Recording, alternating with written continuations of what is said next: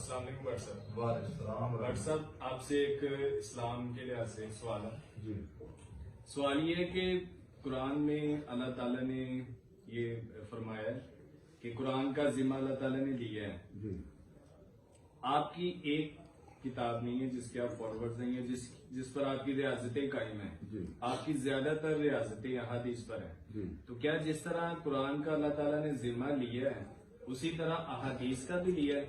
باہ والا جواب دیتا ہوں۔ اوکے جی، آپ بھی اپنا کر لیں حدیث کے متعلق سر میرا تو سوال یہی ہے کہ آپ یہاں پر بتائیں کہ کون سی حدیثیں ہیں جو اہل اسلام کے لیے ایکسیپٹیبل ہیں، جی کیونکہ کافی بار دفعہ ایسے ہوتا ہے کہ کوئی حدیث کا حوالہ دیتے ہیں نا تو لوگ کہتے ہیں یہ منسوخ ہو گئی ہے۔ اگر سبھی حدیثیں اتھینٹک ہیں تو پھر سعودیہ والے کیوں منسوخ کر رہے ہیں؟ ٹھیک نہیں، آپ وہ بھی سوال پوچھ رہے ہیں جو آپ نے فیس بک کے اوپر لگایا تھا کہ اگر کسی مسلمان سے سوال کرو تو وہ کہتا جی جی ہے سر، وہ یہ بخاری سے دکھاؤ، سر ایسے وہ ہوا والا ہے سوال تھا۔ سر، یہ ہوا ہے نا کہ بعض اوقات ایسا ہوتا ہے وہ والے کہ سوال حضرات سے نہیں گفتگو ہو رہی ہوتی ہے تو ان سے کہتے ہیں، وہ کہتے ہیں صحیح بخاری سے حوالہ دکھاؤ، صحیح بخاری کا حوالہ دکھاتے ہیں تو وہ کہتے ہیں یہ حدیث اتھینٹک نہیں، آپ دوسری حدیث سے دکھاؤ، دوسری سے دکھاتے ہیں تو وہ کہتے ہیں جی آپ قرآن پاک سے دکھاؤ۔ جب وہی چیز ہم قرآن پاک سے دکھاتے ہیں تو وہ کہتے ہیں ادھر یہ ترجمہ نہیں ہے، ادھر یہ ترجمہ ہے، اب اس کا یہ ترجمہ نہیں ہے، یہ ترجمہ ہے۔ کم عقلوں کی سمجھ سے یہ باہر ہے قرآن پاک، تیری ایسی تیری ویسی، پھر آپ کو پتہ نتیجہ کیا نکلتا ہے؟ چلیں جواب دے دیں۔ الحمدللہ وحدہ والصلاۃ والسلام علی من لا نبی بعدہ۔ یہ ہمارے زارق بھائی ہیں، فیس بک کے ہمارے نصیب دوست ہیں بھائی ہیں، اور یہ بھائی لکھی ہیں، لاہور سے تشریف لائے ہیں۔ تو انہوں نے حدیث کے متعلق 2 سوال پوچھے ہیں، میں کوشش کروں گا اس کا مختصر جواب دیا جائے۔ سب سے پہلے جو زارق بھائی نے سوال پوچھا کہ جس طرح اللہ نے قرآن کا وعدہ لیا کہ اس کی حفاظت ہے، تو کیا حدیث کی حفاظت کا بھی اللہ تعالیٰ نے وعدہ لیا ہے؟ انہوں نے کہ باحوالہ اس کا جو نا جواب دیا جائے۔ تو یہ قرآن شریف میں اللہ تعالیٰ نے سورت قیامت کے اندر اللہ تعالیٰ نے یہ فرمایا ہے،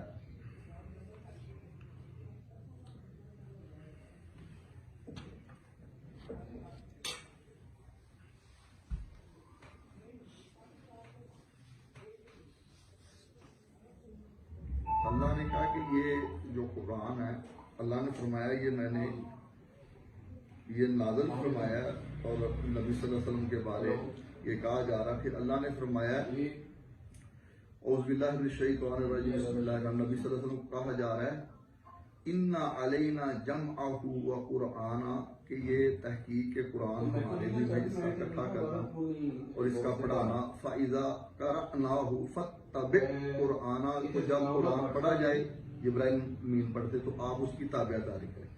ثُمَّ إِنَّ عَلَيْنَا بِيَانَ، پھر اس کے بعد اس کا جو بیان ہے وہ بھی ہمارے ذمہ ہے۔ اس بیان کے بارے میں قرآن اور حدیث کا بیان کیا ہے؟ قرآن کہتا ہے کہ نماز پڑھو، اب کس طرح پڑھو؟ قرآن میں یہ بیان ہے حدیث کا۔ اس کا بیان کیا ہے کہ نماز اس طرح پڑھو، نبی صلی اللہ علیہ وسلم جس طرح مجھے پڑھتے دیکھا، جیسے قرآن جبرائیل امین لے کر آئے تھے، حدیث کے اندر ہے کہ نماز بھی نبی صلی اللہ علیہ وسلم کو جبرائیل امین۔ تو اس قرآن کی باہ والا آیت سے، جس کے بالکل صریح آیت ہے، اور میں نے حدیث کی بھی ساتھ تفسیر آپ کو بتایا کہ جس طرح قرآن کی حفاظت کا ذمہ اللہ نے لیا ہے، اس طرح حدیث کی حفاظت کا۔ اور اس کی ایک سب سے بڑی دلیل یہ ہے کہ اگر آپ قرآن کے حافظ دیکھیں تو وہ تھوڑے ہیں، اور اگر آپ نماز کے حافظ دیکھیں وہ لاکھوں، وہ کروڑوں کے اندر ہے۔ زیادہ مسلمان جو ہیں وہ ان کو نماز زبانی یاد ہے، اب وہ جو نماز ہے وہ کہاں سے آئی ہے؟ وہ قرآن میں نہیں، وہ حدیث کے اندر ہے۔ جس طرح اللہ نے قرآن کا حفاظت کا ذمہ لیا اور اس کا حفاظت اس طرح کی، اس کو حفظ کرایا، اس کو لکھا اور اس کے اوپر عمل کیا، اسی طریقے سے احادیث بھی ہمارے پاس اس کا ریکارڈ بھی موجود ہے، اس کے اوپر نماز کی صورت میں عمل بھی موجود ہے، اور وہ زبانی لوگوں کو قرآن سے بھی زیادہ یاد ہے، پتہ چلا کہ اس قرآن سے بھی زیادہ اس حدیث کی حفاظت ہوئی۔ تو یہ آپ کی بات ہے۔ یعنی سر آپ یہ کہہ رہے ہیں کہ انہوں نے جو حفظ کر لی ہے، حالانکہ میں نے بہت تین کم چیزیں لوگ بیان دیکھے کی ہیں ہیں، کہ جنہوں تین نے چیزیں، ساری کی ساری احادیث مقرری جتنی بھی ہیں، نہیں وہ جو میں نے آپ نے پوچھا نا کہ اللہ تعالیٰ کا ذمہ میں نے یہی بتایا نا، یہ اللہ نے کہا، حدیث کا دوبارہ یہ پڑھ دیجیے۔ اللہ نے یہ فرمایا، یہ قرآن کی آیت ہے کہ اے نبی صلی اللہ علیہ وسلم، یہ قرآن کا جو اس کو ذمہ ہے نا، ثم ان علینا جمعہ وقرآن، قرآن کو جمع کرنا اس کو ہمارے ذمہ ہے۔ پھر آپ کیا کریں کہ اس کو جو جبرائیل امین جب پڑھتے ہیں نا تو آپ اس کی پیروی کریں، آپ پڑھیں نا، ٹھیک ہے، آپ سنیں اس کو. ثم ان علینا بیانا، پھر اس کا جو بیان ہے یعنی کہ قرآن کا اس کو جمع کرنا اور پھر اس کی تفسیر تشریح قرآن کی بات ہو رہی ہے. ہاں جی، قرآن کی اور حدیث بھی اس کے اندر ہے. اس کا حوالہ پڑھ دیں گے، یہ پڑھا نا، یہ حدیث کا پڑھ دیں. یہ بیان کا یہی ہے نا، بیان یہ قرآن کے علاوہ کی بات ہو رہی ہے نا. یہ اللہ نے جو فرمایا کہ یہ قرآن کو جمع کرنا، بیانہ کیا ہے؟ یہ بیان ہے. بیان کیا ہے؟ یہ قرآن کو بیان کرنا، کہ قرآن کی تفسیر کرنی، یہ بھی اللہ کے ذمہ ہے. ایک کہاں سے کریں سر؟ وہ اس وقت تو حدیث نہیں تھی، جی لکھی ہوئی. نہیں، لکھی کی بات نہیں ضروری، قرآن بھی اس وقت سارا لکھا ہوا نہیں تھا.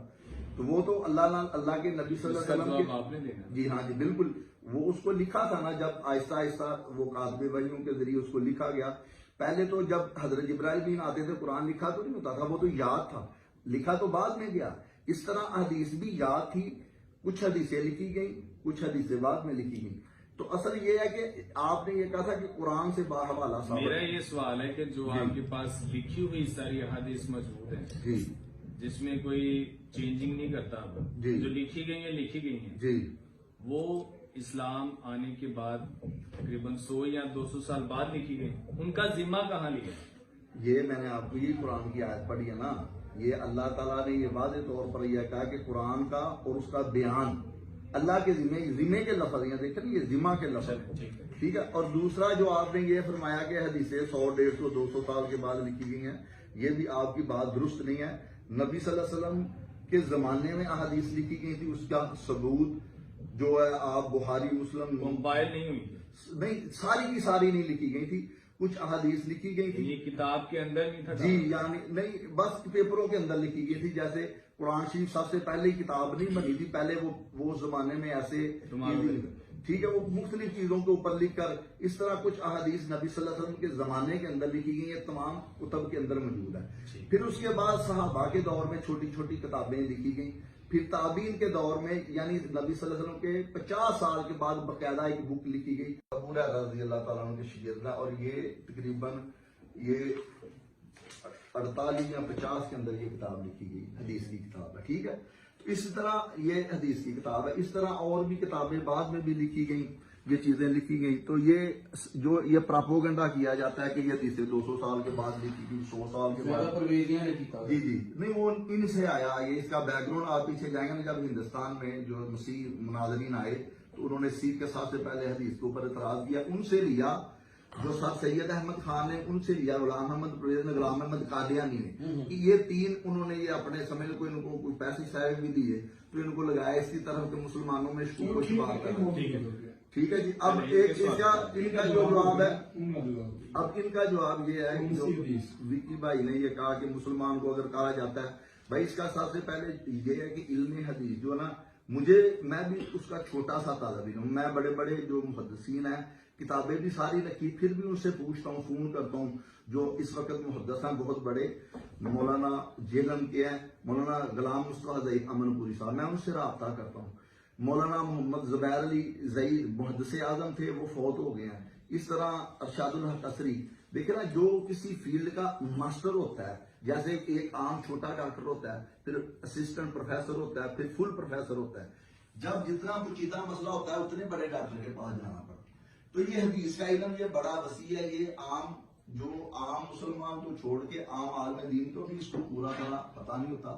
اس لیے آپ کو جب آپ عامی سے پوچھتے ہیں، وہ اپنے طرف سے جو اس کے دماغ میں آتا ہے وہ آپ کو جواب دے دیتا ہے. تو مسئلہ یہ ہے کہ جو احادیث ہے وہ آپ کو بتایا کہ ہم احادیث کو اس طرح لیتے ہیں، کوئی بھی جو صحیح حدیث ہے اس کو پرکھنے کے لیے اصول ہے، اس کو کہتے ہیں علم حدیث، اصول حدیث. کیونکہ آپ کوئی بھی فن جب پڑھتے ہیں، جیسے آپ نے انگلش سیکھنی ہے، اس کی پہلے آپ گرامر پڑھتے ہیں. گرامر کے بغیر تو آپ نہیں پڑھیں گے. ول کہاں آنا ہے، واز کہاں آنا ہے، پاس کون سا ہے، ماضی کون ہے، فیوچر کون ہے، آپ اس کے بغیر آپ نہیں پڑھ سکتے. کہ پڑھ سکتے ہیں؟ اسی طرح وہ یہ اس کے اصول ہوتے ہیں. آپ فزکس پڑھتے ہیں، کیمسٹری پڑھ لیں، آپ کو پہلے نہیں پڑھاتے، پہلے اس کے اصول پڑھاتے ہیں کہ ویسے ہی پڑھا دیتے ہیں. تو اب جس بندے کو اصول حدیث کے اوپر مکمل مہارت نہیں، اگر آپ اس سے سوال پوچھیں وہ آپ کو عجیب و غریب جواب دے. اب آپ کے سوال کا جواب یہ ہے میرے بھائی، جو بھی اصول حدیث جو قرآن اور حدیث سے اخذ کیے گئے ہیں اس کو سامنے رکھ کے مرتب کیے. قرآن کی آیت ہے، ایمان والو تمہارے پاس فاسق خبر فتبین، اس کی تحقیق کرو. پھر اس کی تحقیق کیسے کرنی ہے؟ وہ قرآن کی آیت اور حدیث کی روشنی میں ایک اصول بیان کیے جو تقریباً 100 کے قریب اصول ہیں. ان اصولوں کے نزدیک جب ہم اس حدیث کو پرکھتے ہیں تو پھر وہ جو حدیث اس کے مطابق صحیح ہوتی ہے وہ حدیث صحیح ہم اس کو گردانتے ہیں.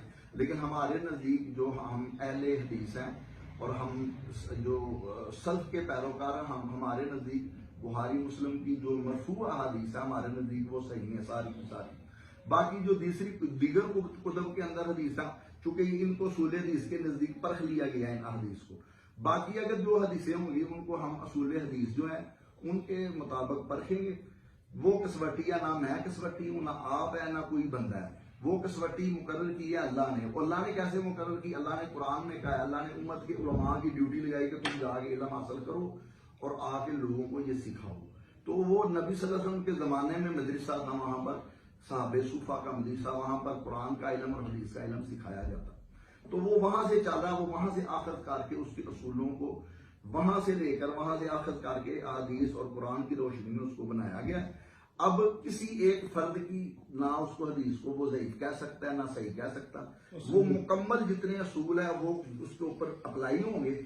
اس کے مطابق جو حدیث صحیح ہوگی وہ صحیح ہوگی، جو ضعیف ہوگی. تو اس کی کیا وجہ ہے جو سعودیہ نے منسوخ کر دی؟ سعودیہ نے کوئی منسوخ نہیں کی، منسوخ نہیں کی، مسئلے کا عمل نہیں کیا جائے گا اس کے اوپر. منسوخ نہیں کیا، پراپوگنڈا کرتے ہیں، یہ پراپوگنڈا کرتے ہیں. مسئلہ یہ ہے اگر بالفرض محال سعودیہ چھوڑ کے دنیا کا جو سا مرضی کوئی چیز، اب کوئی بندہ کوئی کسی وقت بادشاہ کوئی بائبل کے بارے میں بات کر دیتا ہے، یا جیسے جو آپ نے بائبل اب اٹیچ کر دی تینوں کو کٹھے. پہلے یہودیوں کے دور میں تو یہ کٹھی نہیں ہوتی تھی. یہ تو جب آپ کی حکومت آئی تو آپ نے بائبل کو اکٹھا کر دیا. یہودی ابھی بھی نہیں مانتے آپ کی تینوں بائبلوں کو. تو اگر وہ حکومت کے اندر آگے بازور کوئی کام کر لے تو وہ ہمارے لیے حجت یا دلیل تو نہیں. دلیل تو وہ ہے جو صدیوں سے آپ کی بائبل چلی آ رہی ہے، جو صدیوں سے ہمارا قرآن چلا رہا ہے، حدیث چلے. آج کے دور میں اٹھ کے کوئی دعویٰ کر دوں تو اس کی کوئی حیثیت نہیں. آج کوئی مسیح اٹھ کے کوئی دعویٰ کر دے تو آپ نے تو دیکھنا ہے جو صدیوں سے آپ کی بائبل چلی آتی ہے وہ کیا کہتی ہے، جو صدیوں سے آپ کی روایات چلی آتی ہیں وہ کیا کہتی ہیں. صدیوں کے آپ کے مسیح علماء جو چلے آ رہے ہیں، اسکالر ہیں، یعنی پہلی صدی، دوسری صدی، عیسوی، چوتھی، وہ کیا کہتے ہیں. اگر آج میں کوئی پادری صاحب اٹھ کے کوئی دعویٰ کر رہے آپ کنڈیم نہیں کرتے کئی دفعہ. اگر کوئی حکومت بھی کرتے دعویٰ کو غلط کرتے، بائبل کے بارے کہہ دے، جیسے جو کئی ایڈیشن ہوتے ہیں ہمارے پاکستان والے نہیں مانتے کہ مانتے ہیں آپ. جو باہر جو گورے وہ کر دیتے ہیں اس کے اندر کوئی کرتے ہیں. اب دیکھ جیسے یہ والی وہ کہہ رہے ہیں، اب وہ انہوں نے کہا جی اس کو نکالو، یہ سوسائٹی والے رد کی ہے نا. تو اس میں یہ دلیل نہیں ہے. دلیل اصل میں ہمارے پاس جو اتھارٹی ہے وہ ہے اللہ اور اللہ کے رسول. ہر مسلمان اس کا پابند ہے، اس نے دلیل وہاں سے لانی اور یہ قرآن کا